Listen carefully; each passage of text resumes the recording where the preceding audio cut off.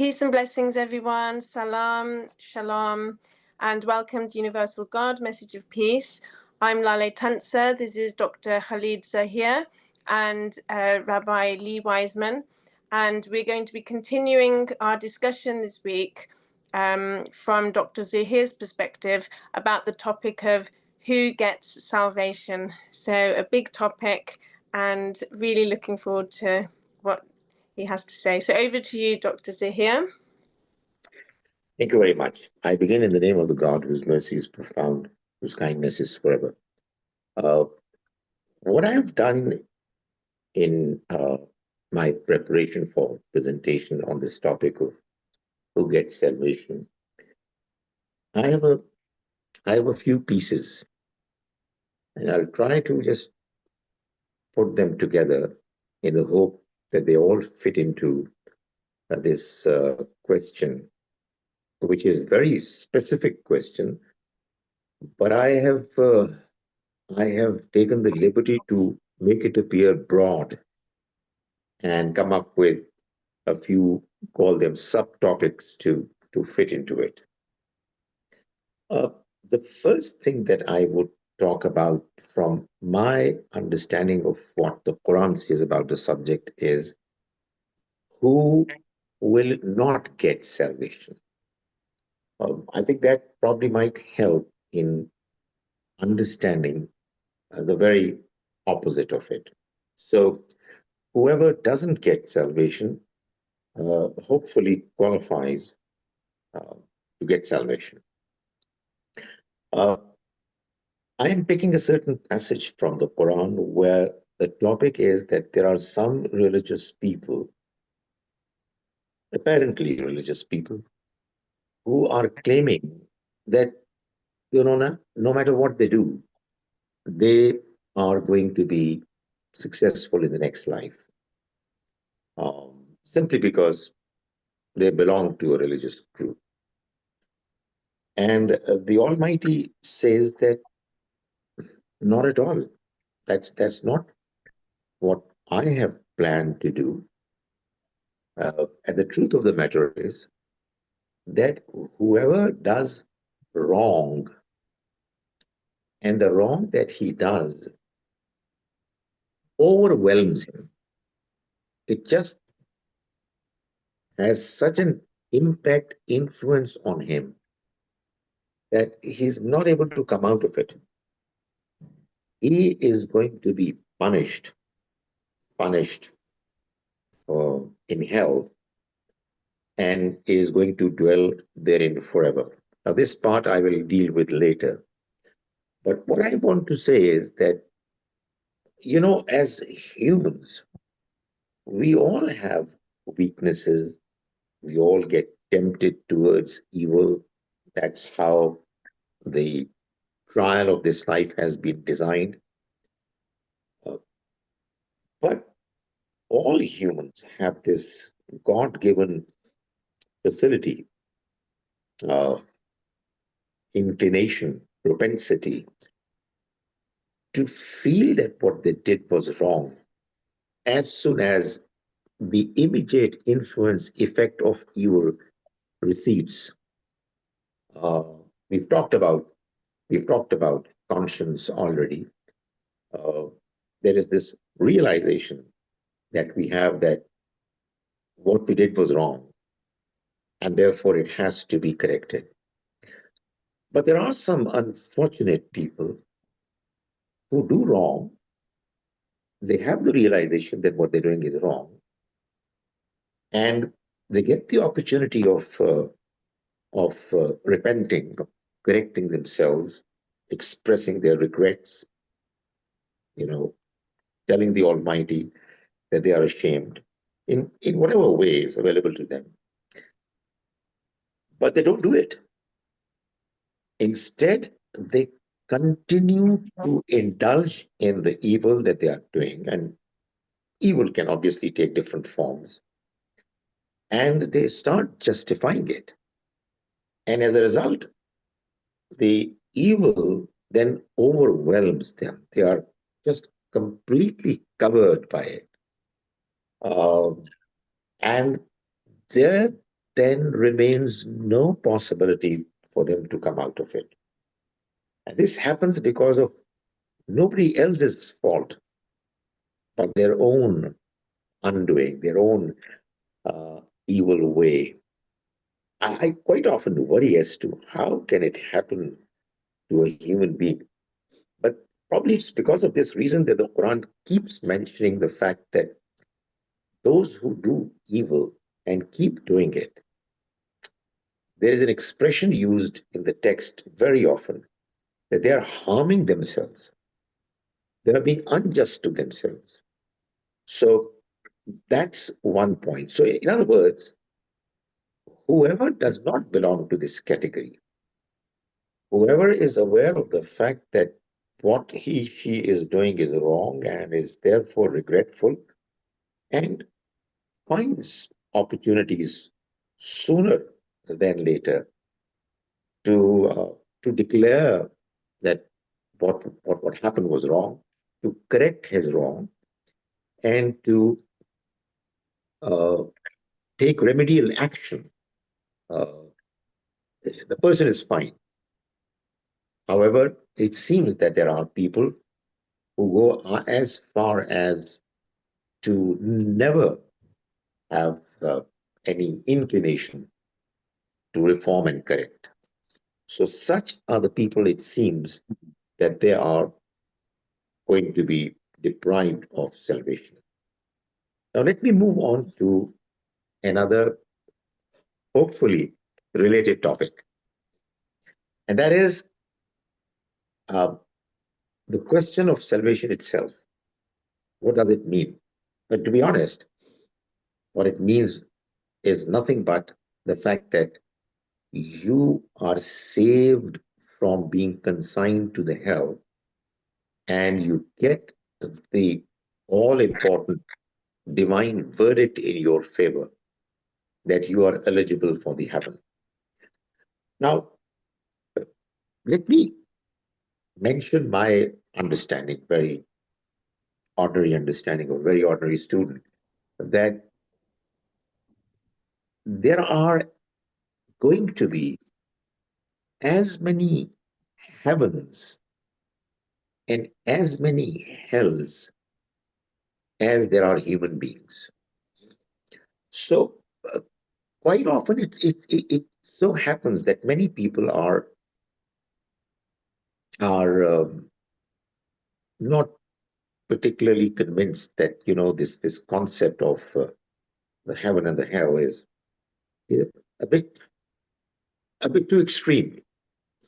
Uh, and we humans are okay, if not quite as good, we're not quite as evil as well either. That people should deserve what the divine text is mentioning. Uh, so my understanding is, and I do have reasons to believe from within the text that there are clear indications that it's not that they're just two very glaringly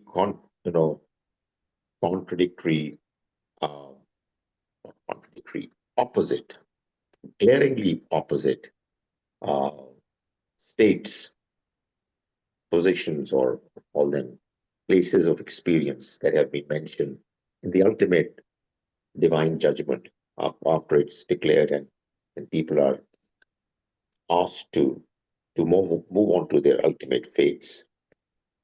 These are the two extremes that have been mentioned to let people know that the fate is going to be there, and try as best as you can to to be eligible for the good fate, the good ultimate uh, place of success, and avoid this extremely painful place. I mean, quite obviously, for the pharaohs, there has to be some place, and it's not going to be very pleasant. Uh, but the other thing that I understand from the Quran, this is very clear. You know, when you read the text, it's so very important that you are not doing it in a way that you are uh, isolating a text from the rest of the book, the rest of what has been mentioned. What is known as atomism. You don't, you don't, you don't Mm. reject.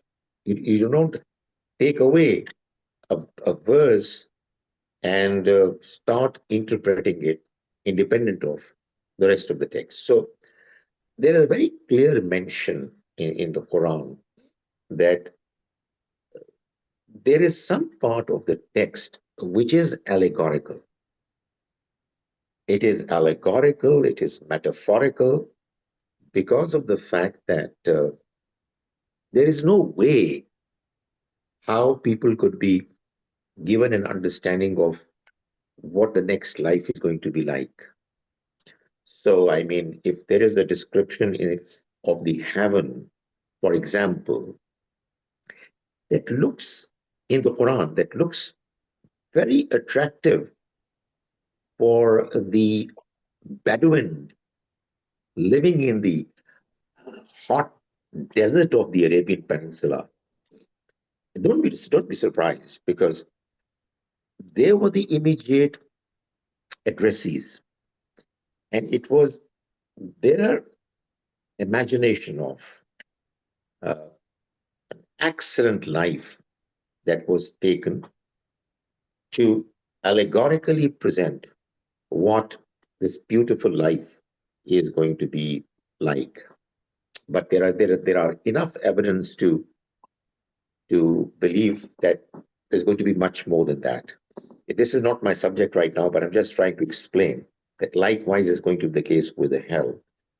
Uh, that, you know, the kind of pain, the kind of punishments that have been described, they are basically metaphorical. Only God knows what their reality is. Nobody else knows their reality. Probably it would be a good topic for another session. Uh, but there is an important, and I'm coming to the third point. There is an important clarification that I think needs to be made. I am very sensitive about the idea that religious realities should be explained over and over again, reviewed and revisited, and an ongoing discussion should take place. And that is why I am enjoying these sessions as well. Because, human mind questions, and rightly so. That's it's one of its features. That's why the Almighty has given us this intellect. And in order to satisfy the intellect, we need to continue to understand and talk about what's there in the text, um, and uh, and try to find meanings more and more. And as somebody rightly mentioned that, and as and when you feel that some of the questions are not getting answered, one should not be deterred. One should place those questions in some file, which should have a title that, questions not answered as yet. Sometime later, we may find uh, good answers to them as well. Uh, I must mention this before I answer the question. I, in some time, probably 2 decades ago, when I was in UK, there was a Christian lady who, when she was introduced, I was introduced to her as a Muslim and believer in the Quran. Um, she mentioned very bluntly, and bluntness, I think, is different from impoliteness, and I like bluntness because uh, if you're blunt but not impolite, you're an honest person. I mean, you're not keeping anything with you. You're just mentioning. And goodness me, I was speechless when she said this. Probably I mentioned before that I I cannot accept a book that says that God is merciful and kind, and yet he is going to consign some people into a burning fire to roast there for eternity. And I used to think of myself as somebody who could come up with some answers, some explanation. And my goodness, lo and behold, I was there speechless, looking at that lady. I said, "Well, okay, fine, yeah, you have a point."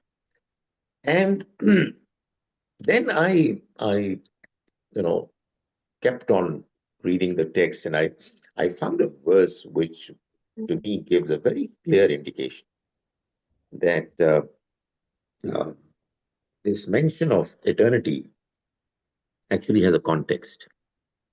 Uh, it is not eternity in the literal sense that people quite often think of. Uh, I'm not talking about the paradise or the heaven, I'm talking about the hell. Uh, the mention goes something like this, that they're going to be consigned to the hell, and they're going to live therein forever, for as long as the heavens and the earth would last, except for what your God is going to decide, is going to will. Now, to me, it's pretty much clear that what it means is there's a slightly different mention about the heaven. This is not my subject, but what I'm trying to say is that what I gathered from this mention is that the Almighty is going to punish some people who never ever bothered to reform themselves, uh, and they will get punishment appropriate, commensurate with the evil that they committed. And when the punishment will be over, will have done its task, then the project is going to be over and it's going to be finished. Now, obviously, the question that would arise is that um, then why is eternity mentioned then? Well, the answer is, and this is the answer that I kept on giving to my students who were doing their graduation, and they had 8 semesters. And I told them that, look here, if I am teaching you a subject in the first semester and somebody misbehaves, and I tell him that, look here, I'm going to report it to the administration, and I'm going to request them that for the misbehavior that you've demonstrated, you should be given a punishment forever, such and such punishment. Now, this forever means for 8 semesters, for as long as you are here. So that's another thing that I wanted to mention. Now there is a third subject, and might keep wondering how are they related. But I mean, I'm trying to convince myself that they are related. The third subject, is it the third? Yeah, it's the fourth one. Is that um, why is it that there are many uh, religious people and in all traditions who are exclusivists, who would say that we are right and we are going to get salvation and nobody else. Why is it so? Well, the answer that comes to my mind is that, and again, reading the text carefully, is that what I have been mentioning over and over again, that when prophets come to a certain society and they deliver the message, those who come into contact with him, uh, sooner or later, they've no choice but to accept him. When I say no choice, it's not uh, something that is forced upon them. The reality, the truth becomes so clear that they accept it. And those who are evil, as as as evil as I mentioned in the very first point, that they don't bother to get rid of the evil that they are surrounded by because of their own evil ways, they they don't get attracted. They reject.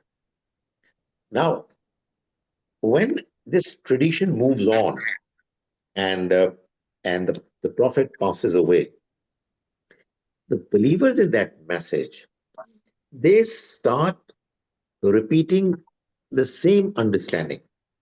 That is, uh, those who believe in him are the ones who are going to succeed, and those who do not believe in him are going to fail, are going to be doomed, not realizing that the man is not there anymore.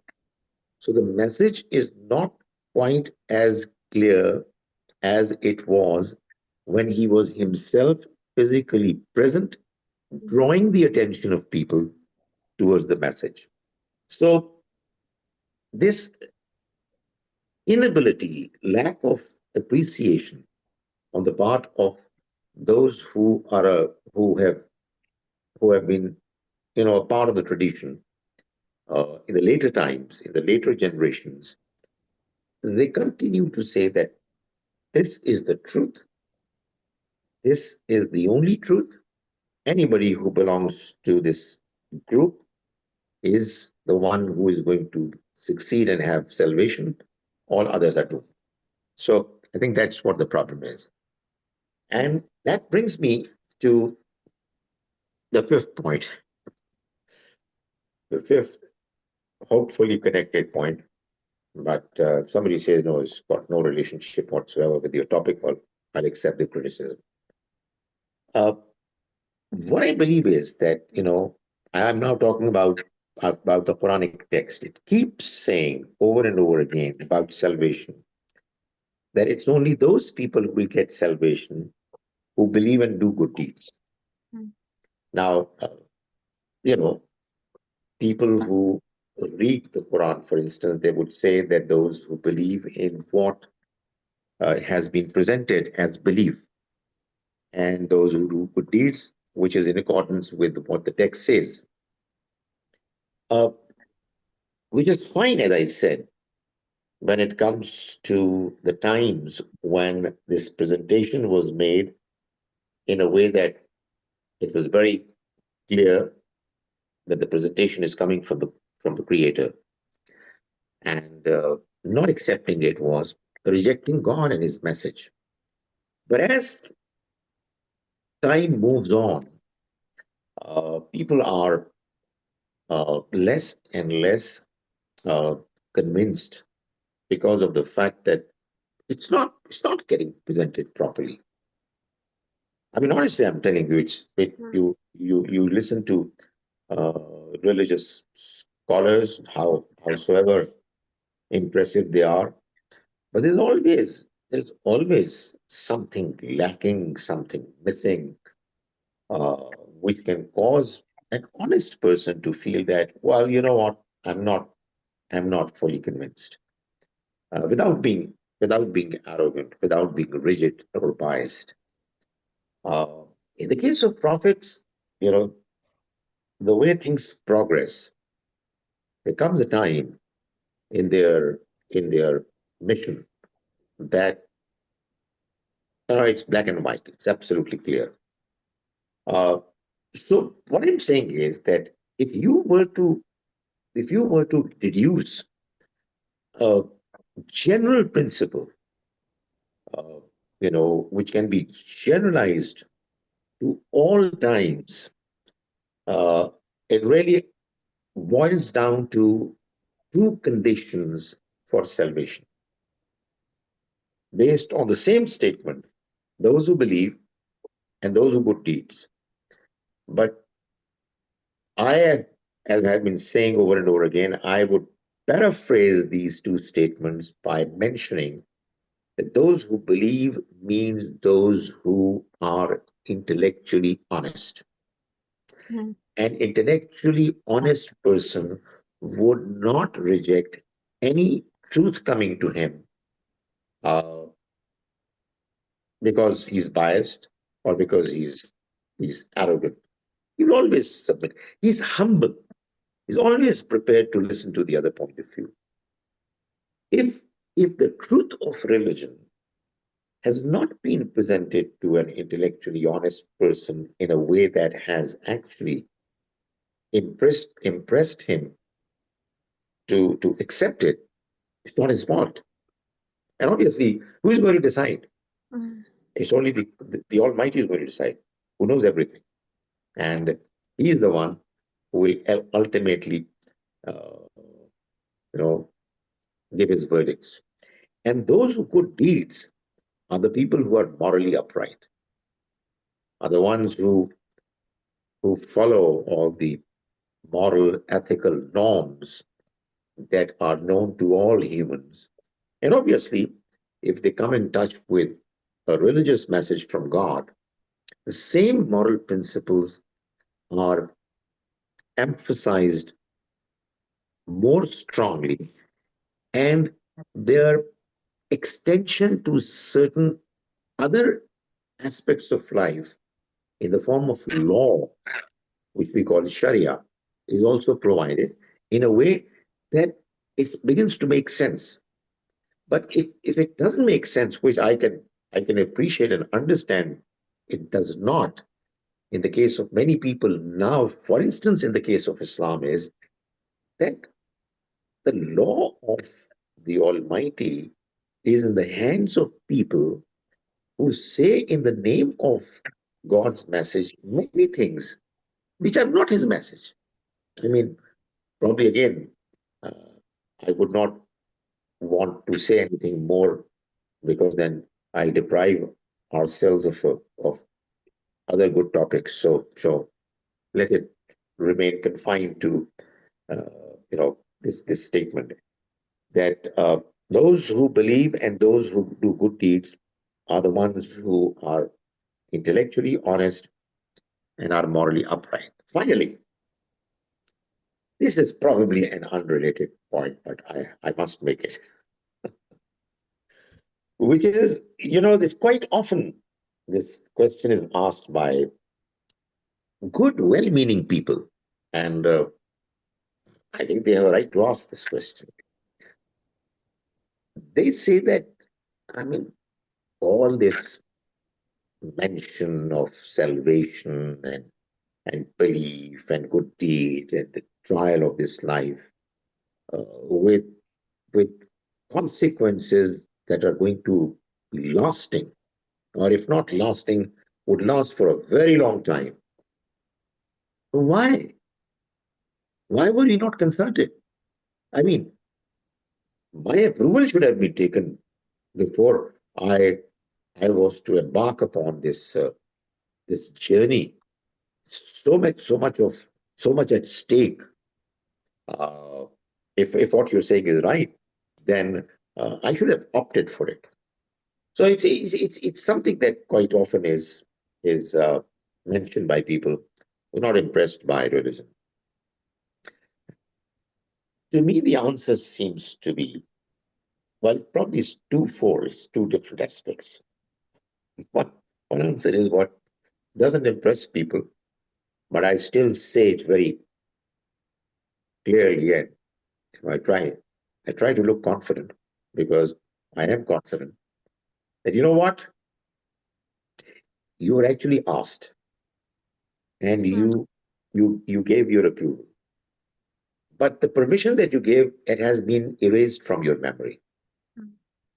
But despite the fact that the memory is not in your memory, you still behave in a way, you still behave in a way Mm. that it seems as if you've accepted it, uh, which is, you know, you don't believe in another life, okay? You don't believe in the paradise, in the heaven. You don't believe in the hell, and yet knowing full well that you are living a life which is going to come to an end very soon. We are vulnerable. But my goodness, look at what you're doing. You are working so hard to make your future, which is not known, as good as you can manage to. And if you realize that you're going to die while you tell yourself you're doing it for your progeny or you're for your nation. So, investing in a future that is going to last forever, is a part of the human personality that we are given to we are given to uh, deal with, and we always avoid a future which is problematic, painful, which has you know failure as the end result. So that's one part of the answer, that we approved it, we knew it, but because this life is a trial, this life, and therefore the Almighty has arranged for it to be removed from our memory, but our behavior nonetheless uh, is still there to confirm that we know it. The second part of the answer that I would give is that, imagine what is at stake. I mean, why are you uh, disapproving it? Why are you going against this narrative? Uh, when this whole presentation is promising you a life of exceptional beauty, contentment, and peace forever. So, what is the problem in it? What you're saying is that, but the evil consequences are very grave. But why are you even thinking about it? As a human being, you are naturally endowed with a nature that inclines you to be good. And if at all you do something wrong, as I said in this beginning point, you again, the same nature inclines you to take corrective measures, to reform, and to show your regrets. So, what are you speaking against? I mean, you should be thankful for this immensely, you know, beautiful opportunity provided to you to go through a brief life of trial, which is going to enable you to get a life of a much higher quality by just performing, behaving naturally. I think I've been too vague in whatever I've been saying, but I thought they all fit into this title of our my presentation, Who Will Get Salvation. Thank you very much for being patient. Oh, wow. Thank you so much. That was amazing. Thank you so much, Dr. Zahir, for sharing those really powerful points and your perspective on this topic. Rabbi Wiseman, do you have any comments about some of the points, any of the points that Dr. Zahir has mentioned, talked about? There's so much there. I want to start out by appreciating, because it's a very whoever picked this topic, they should be, It was you. they should be punished for this for sure. But um, it's a tough topic. Um, uh, I always get stuck in the first thing you say. I was it's a very interesting point about, kind of heaven and hell being two ends of the extreme. And I think that makes a lot more sense, in the sense that, um, you want the punishment to fit the crime, right? You want the punishment to fit the crime.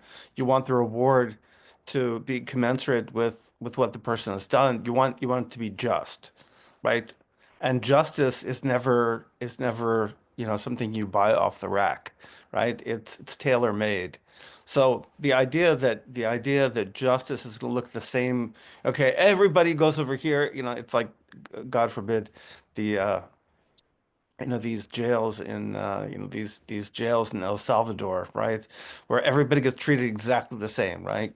Everybody wears the same uniform, they sit in the same bunks, right? They don't have names, they have numbers, right? And that doesn't seem just. That doesn't make sense to me. Another thing that struck me, is the that the image of paradise is the Bedouin good life, you know, and that makes a lot of sense. That does make a lot of sense because it's a place of gardens and water and beauty, none of which are found in the Saudi Arabian desert, right, which is pretty dry, and it's a it's definitely suits that audience. I was thinking about the other side of it, and that is the image of hell as a place of fire. Um, so when I think about fire, it is true that fire, can be punishing, but fire mostly is not punishing, right? I mean, what we use fire transformatively, right? I mean, what do we use fire for? We use fire to cook every day. Okay, we take food that's raw, right, and we transform it into delectable things. We use it to make metals and glass, ceramics, all these things, right? We use fire primarily, right? Primarily to transform something from one thing into another, to change the nature of something. Now, it's a delicate, all of those are delicate, painful processes, right? If you've anybody who's ever worked, with glass, right, knows that it's not easy, right? You're working with burning hot glass. It's not easy. Um, I can't imagine if I were a glass molecule, I'm imagining I would not feel good. Um, I guess silicate. In any case, um, if I were a bar of iron being beaten into a shovel or a plowshare, I'm sure that would be a painful, that would be, if I could feel it, that would be a painful situation. Um, so I wonder sometimes and I guess this is, you know, when you say that you're going to be in these situations until such time as God says, you're not, right? Till such time as God says you're not. And that image of the fire to me sort of leads me to the conclusion of that there is a conclusion. Very rarely do we burn things just for fun, or do we burn things just to punish them, right? Normally we transform things from one thing to another. It's very unusual for us um, to just destroy things. Uh, and and it's hard to imagine that God would create these beautiful creations only to destroy them, to transform them, to change them, to fix them. That seems more reasonable to me. But I have to think about that a little more. It's kind of been it's rattling around in my head. Um, it it's interesting that when you said the woman asked you the question, I was expecting a different question. I was anticipating a different question. Um, I was expecting "I'll bet you think I'm going to hell" question, right? Or the other, or, "You're a very nice man. I'm sorry you're going to hell," which this is the question. This is a comment I get a lot, or, how does it feel going to hell? Knowing you're going to go to hell. And I always, I always say that I don't have any problem with somebody thinking I'm going to hell. I just wish you weren't so happy about it. You know, for those people for the people who are not happy about it, I think that makes me feel much better. I'm so sorry you're going to hell. That's nice. That's okay. But when, people are like, "You're going to hell," I'm so excited, so great. That upsets me. Um, So I was expecting that question, but the question she asked you really is a good question. Um, especially in the Quran, where the name the merciful, right, is all over the place, begins all but one surah, I think, right? And then the the mentions of the hellfire and so forth are so frequent, right? So frequent and so severe. That that is a good question. I like the answer, Luke. I mean, I think it's a reasonable answer. Um, and I had one more thing. Um,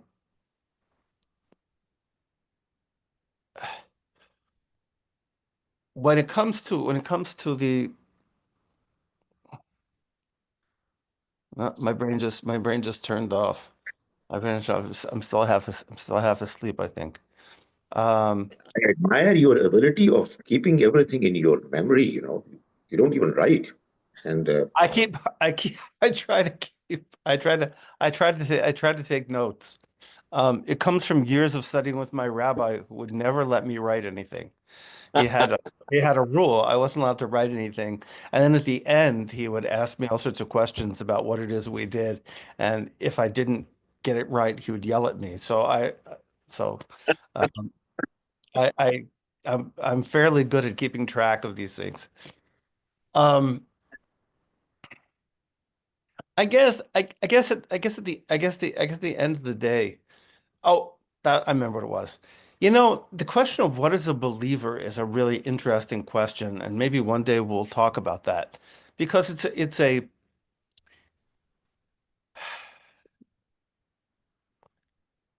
I think there's a lot of disagreement on what it is you. If it's funny, there's very little disagreement about what a person who does good deeds is. I think that almost everybody in the world knows what that is, right? I mean, we could go to the wilds of Borneo, and we could grab people out of the jungle and ask them, what is a good person? And they would probably, what is a good person? What are good deeds? They would probably come up with a list that would closely resemble the person in Pakistan or the person in the United States or the person in Canada or the person in the UK. But when it comes to belief, the question of what constitutes the belief of a believer, Mm. um, and under what circumstances, right? Under what circumstances, uh, is I think is I think a very difficult one, and you've alluded to it a couple of times, the question about, well, where did the information come from? Where did the information come from? How was it delivered? Did you see the information in action? I think to me,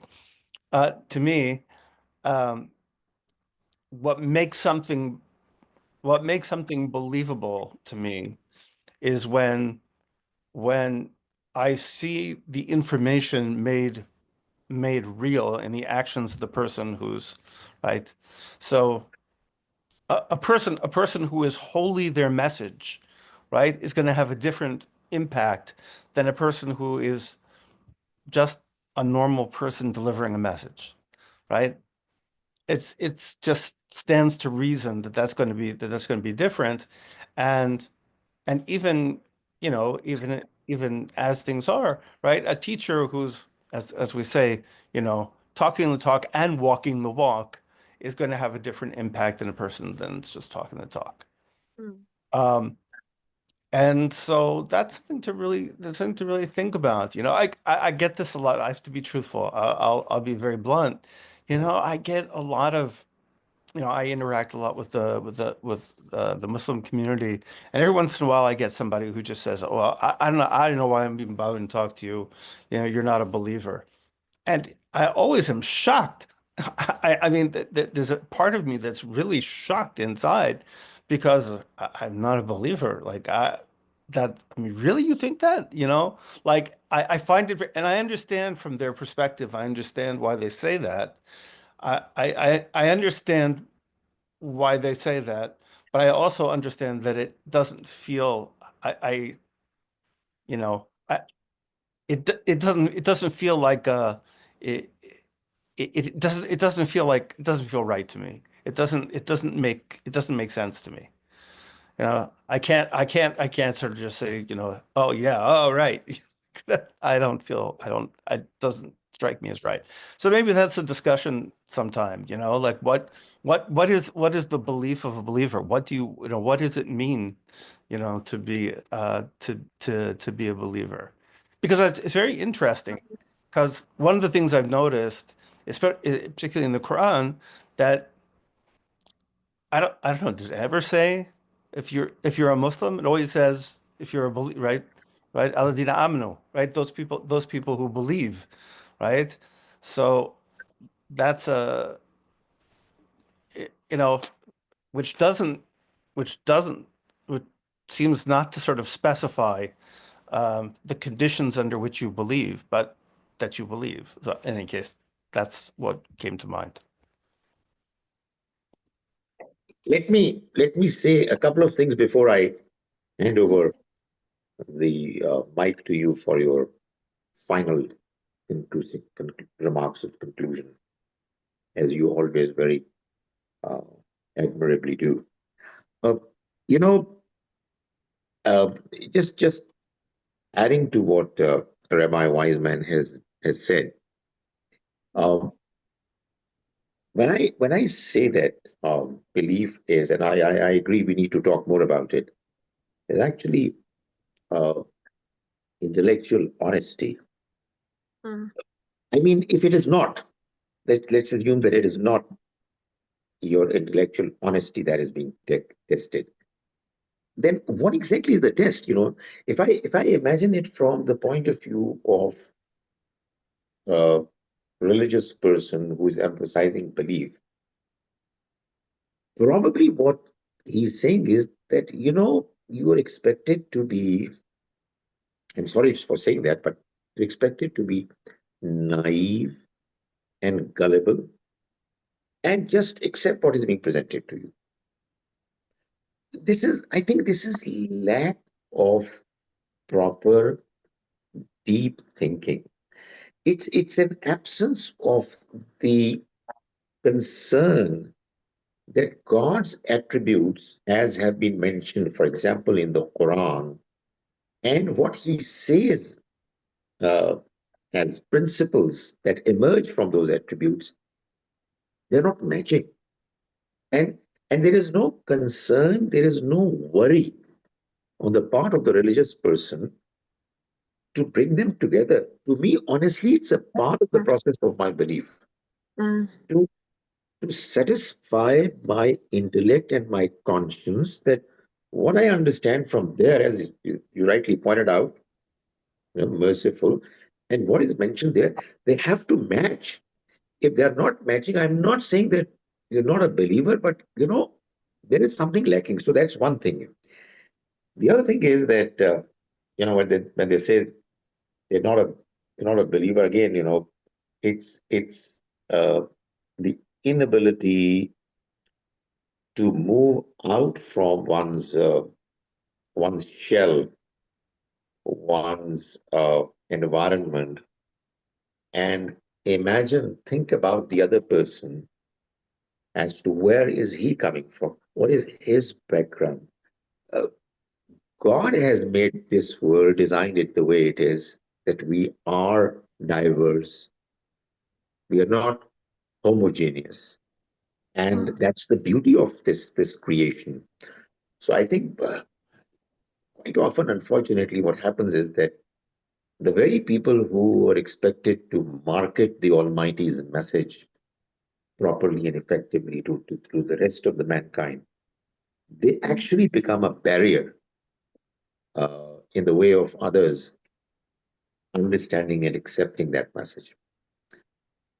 Right, Dr. Ali, over to you. It's just Well, thank you both so much. Amazing points and amazing comments, Rabbi Wiseman. I loved what you commented about the fire being, you know, seeing it from a different perspective. And actually, you know, perhaps that could help us to understand what the lady asked you about the mercy of God and the fire, and maybe if we see it as an act of mercy, that sometimes we need a bit of pain and punishment to help us get purified and out of the current state which imprisons us. I'd like to just share with you a few ideas that inspired me from the Quran and from the scriptures of the previous scriptures, that I see humanity like a human being, like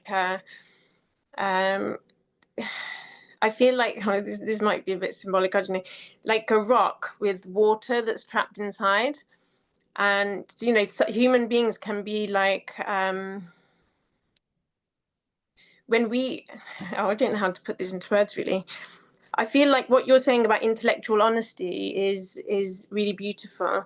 And actually, I believe that what our purpose is to try to share that inner truth, as like, or that light or that water, to let it come out and flow out. So, to be true to our core essence of who we are. With by purifying our intention, our thought, our speech, our behavior, so it's all in line with that truth. And that sort of is like a light shining out, or like a water flowing from a rock, or like a tree with its roots firm in the ground and producing beautiful fruit all seasons round, and which benefits people. And these fruits I see as like attributes of our Creator, are like the ways of peace, kindness, love, mercy, forgiveness, patience, all these ways of peace, justice, gratitude, compassion.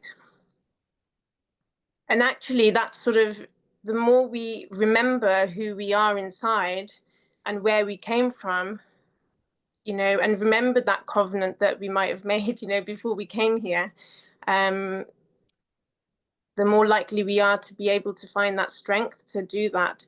But what hardens our hearts, like a rock which stops the water from flowing out, or or like a murky glass which doesn't let the light through, or like a tree that gets blown away in the wind, or that doesn't stay upright and produce fruit. The things which stop that are our greed, our evil ways, as you mentioned, our greed, our envy, our ego, our lust, our pride, our arrogance.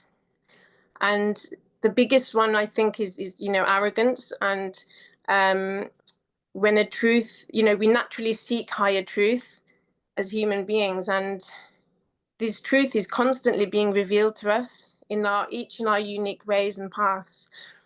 And it's when we consistently, defiantly disobey that or turn away from it, that's what hardens our hearts like a rock and stops that water from flowing out. That's what makes that glass murky. That's what weakens our roots and our faith. And sometimes that rock has to be crushed in order to let that water out, or sometimes we have to. The thing is that the mercy of God is obviously, if he allows evil to carry on, then you could argue that he's not being merciful to all those who are putting that effort in to follow the truth and to follow the ways of peace, because the evil will cause them to suffer.